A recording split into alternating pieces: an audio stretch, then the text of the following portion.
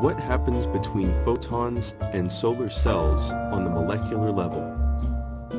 To explain how this works, we should know two things for the context.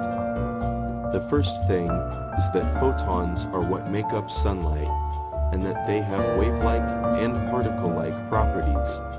They are sort of like particles and sort of like waves, but ultimately they are packets of energy from the sun. The second thing is that all electricity really is electric current, or the movement of electrons.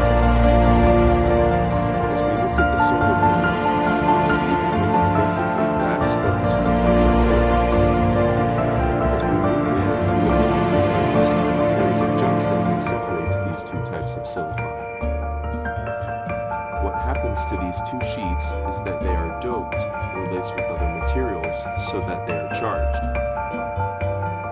The top layer of silicon is laced with a material so that it will be charged negatively by having extra electrons. In a lot of cases, it will be silicon mixed with phosphorus. This is the N-type silicon.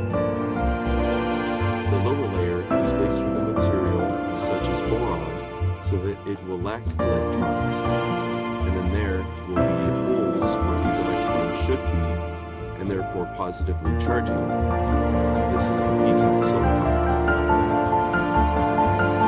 Now there is an electric field because of the charges they want to neutralize when they go into the positive junction, which will overlap electrons from the P-type to the N-type, sort of like how a diode works.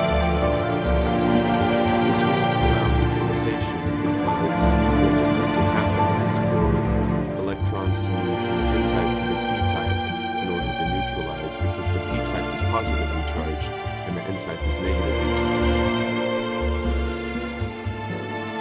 This is where sunlight, or photons, hit the solar panel. But what happens to the actual photon? As we know, photons are not either particle or wave, but have properties of both. What happens is that the silicon absorbs the energy of the photon. This is a more wave-like property of photons, because matter, a particle in this case, can neither be created nor destroyed.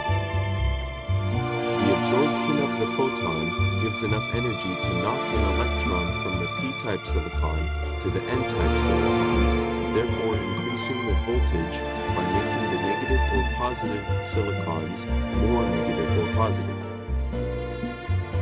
This doesn't neutralize the charges, but gives more potential. And this potential can allow for electric current to flow when the silicons are connected to a circuit. Electric current flows because the negative charges of the N-type move through the circuit to the P-type, where electrons are knocked over the band gap that is the junction to repeat the process.